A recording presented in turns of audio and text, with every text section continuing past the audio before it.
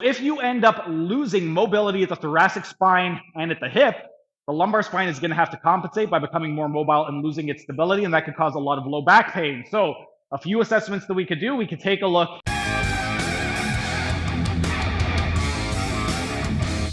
And now that we completed set number 3, let's discuss the second condition, and that is if a patient comes presenting with low back pain. Again, if somebody comes presenting with low back pain, unless they had direct trauma to the lumbar spine, it's often going to be caused to either to dysfunction at the joints above and below. That's going to be the hip joint and the thoracic spine. So the lumbar spine is meant for stability. The hip and thoracic spine are designed for mobility.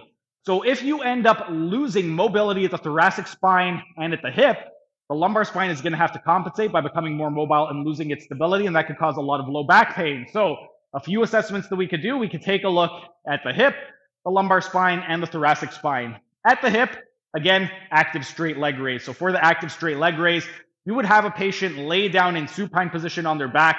Their hips and knees are going to be in full extension with their toes pointing straight up.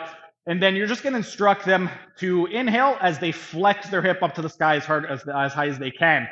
With this assessment, you would want to be standing off to the side of the patient, and you could use something like a dowel rod, a broomstick handle, whatever you have available. But you would want to line up the lateral malleolus of the ankle at the moment where you start to see a fault. What you are looking for, again, you want to see, does the knee start to come into flexion? The toes, do they start to point out toward the side? Are they starting to compensate by rounding the spine or doing any type of compensation pattern? The moment that you notice a fault, you would instruct them to stop immediately, place that dowel rod right at the lateral malleolus of the ankle, see where it lines up.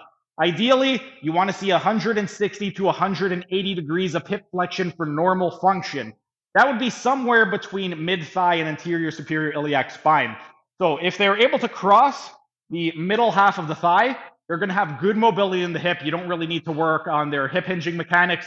You're free to do exercises like Romanian deadlifts, conventional deadlifts, or any type of hip hinging exercises. If they are somewhere between the patella and the middle of the thigh, then they're okay in terms of their mobility, but we would want to do some soft tissue work and also some corrective exercises to help improve their mobility. If you are going to be doing exercises, things like deadlifts from blocks as opposed to lifting straight off the floor would be acceptable, but you wouldn't want to do full deadlift just yet because they don't have that mobility and it could cause injury. And then if they're not even able to cross the patella, then they have severe restrictions at the hip and you would want to avoid exercise until we get that mobility back. So what we would do is some more corrective exercises and some manual therapy in order to regain function at the hip. Once we've assessed the hip, then we can take a look at the lumbar spine. We want to see, are they stable? One basic exercise that we could do to test for stability is going to be that was just a tiny taste of what can be found in my members only section. If you enjoyed it, become a member for only $5 a month to get access to hundreds of member only videos.